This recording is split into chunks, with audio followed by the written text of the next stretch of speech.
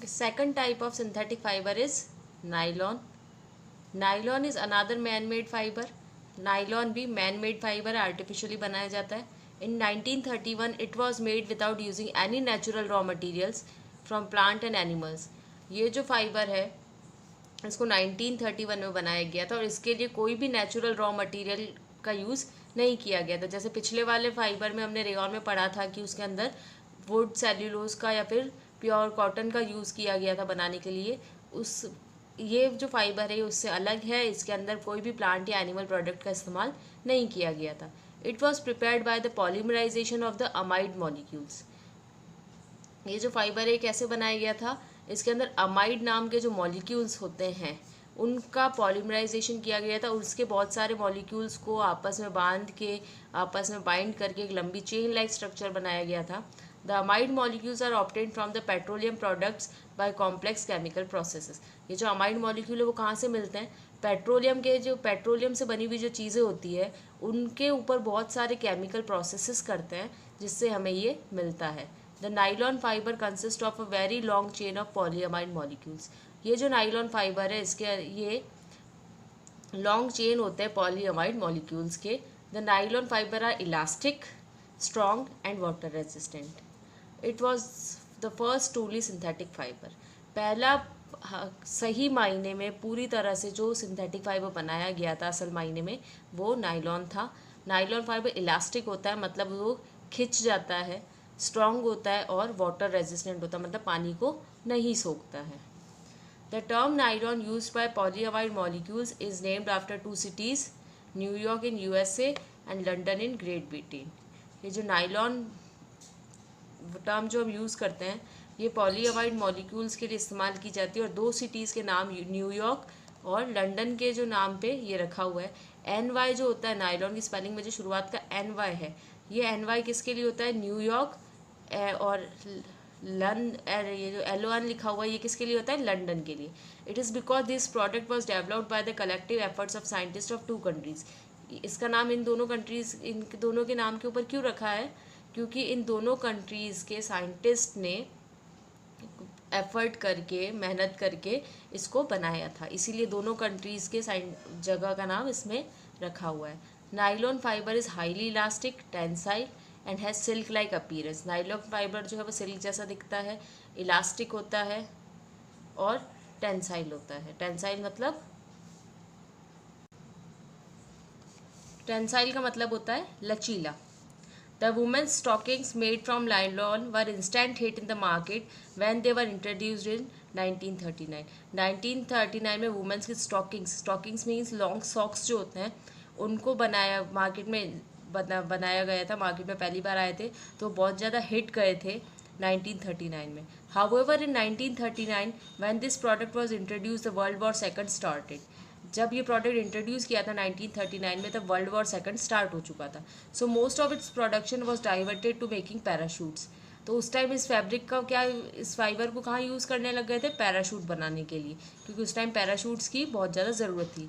However when the war ended in 1949 the production of stocking started again. जब 1945 में war ख़त्म हो गया था वर्ल्ड वॉर सेकंड तो स्टॉकिंग्स को फिर से बनाना स्टार्ट कर दिया था. There was such a great demand that supply could not match. उस टाइम इसकी डिमांड एकदम से मार्केट में इतनी ज़्यादा थी कि सप्लाई जो थी वो सफिशेंट नहीं थी, मार्केट में शॉर्टेज था इसका. There was a huge black market for this project. उस टाइम पर इसकी ब्लैक मार्केटिंग होती थी इन स्टॉकिंग्स की. Women have to wait for hours in queue to get a pair of stockings. औरतें जो होती थी उनको घंटों लाइन में लगकर, क्यों मतलब लाइन में लगकर वेट करना पड़ता था एक जोड़ी स्टॉकिंग्स की खरीदने के लिए. यूजेस ऑफ नाइलॉन क्या काम आता है? सबसे पहला it is use for making ropes for rock climbing and fishing nets. ये रोप्स बनाने के, रस्सी बनाने के लिए, जो पहाड़ पर चढ़ाई करते हैं उनके लिए रस्सी बनाने के लिए काम में आता है. और फिशिंग नेट, मछलियों को पकड़ने के लिए जो नेट बनती है उसके लिए काम में आता है. It is use for making tyre, cords and strings for tennis rackets etcetera. Tyre के जो कॉर्ड्स होते हैं वो बनाने के लिए काम में आता है. और टेनिस रैकेट के जो स्ट्रिंग्स होते हैं ये इस तरह के जो इसके जो इस तरह से जो नेट वाला जो स्ट्रक्चर दिख रहा है ना, ये जिस चीज़ का बना होता है वो नाइलॉन है.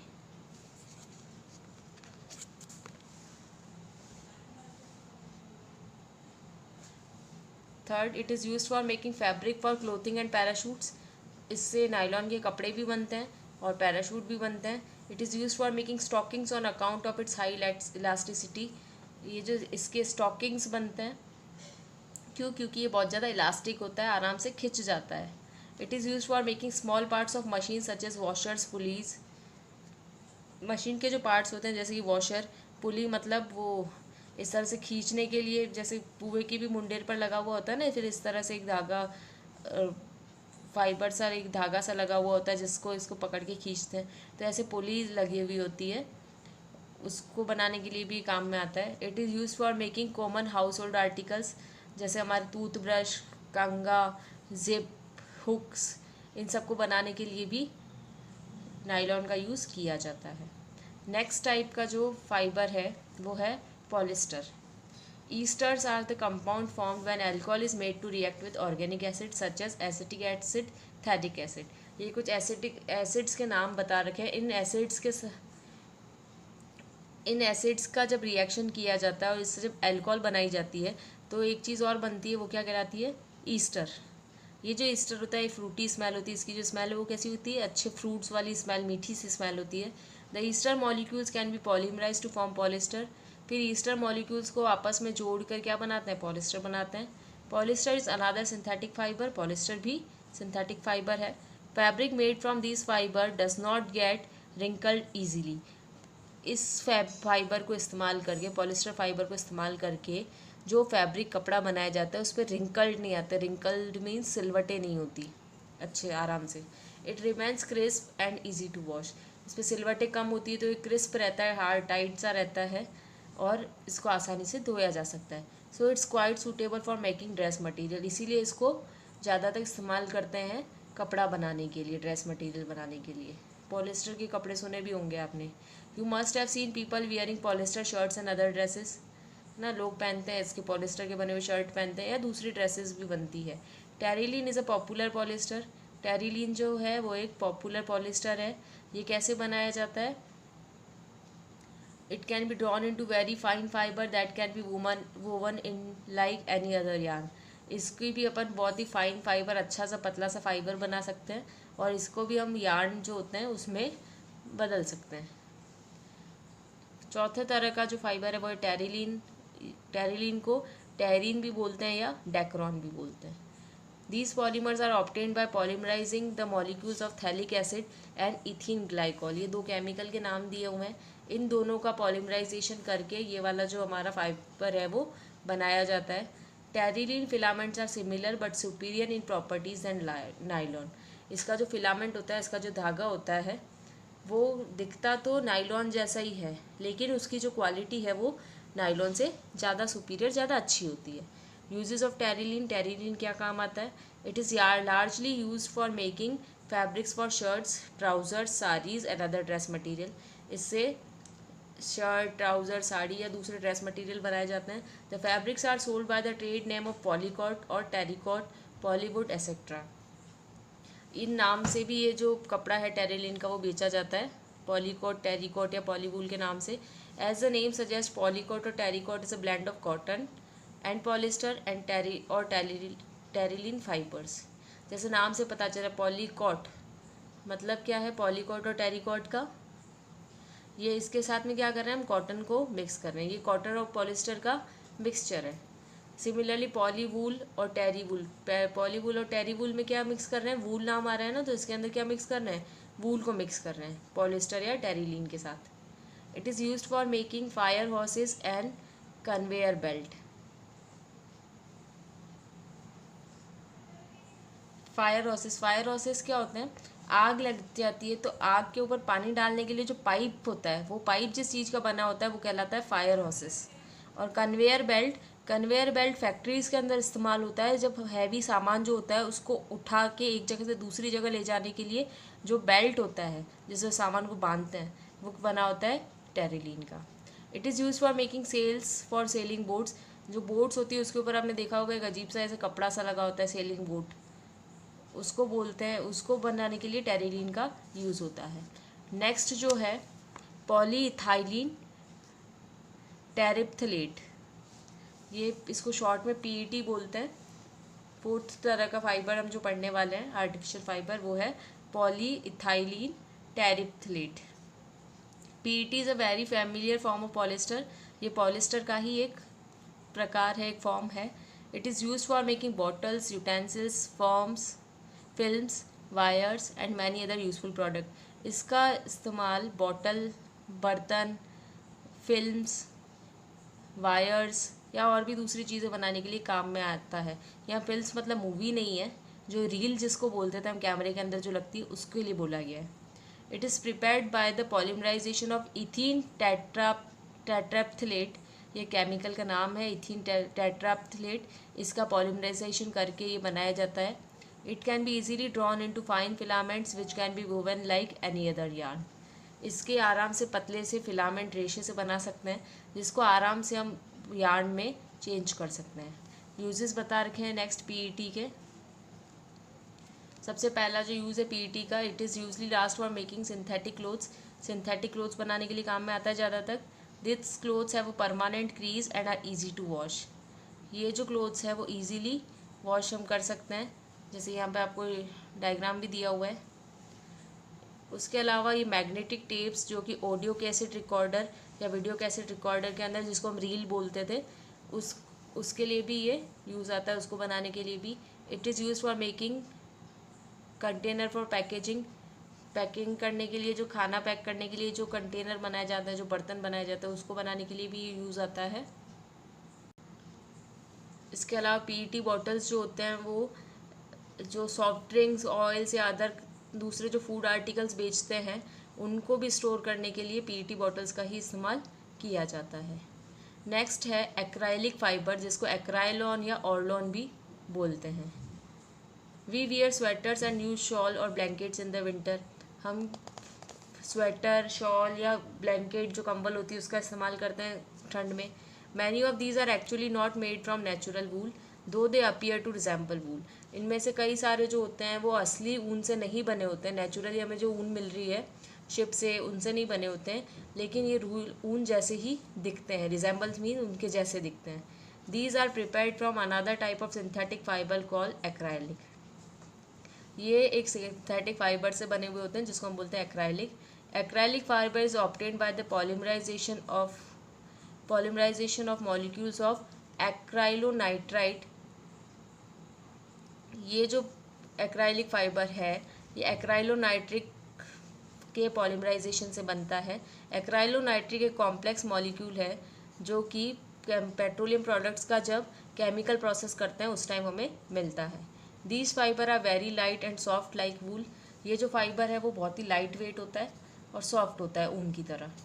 They are resistant to weathering. ये जो मौसम में जो चेंजेस होते हैं उससे रेजिस्टेंट होता है, उसके ऊपर इसका कोई इफेक्ट नहीं होता है।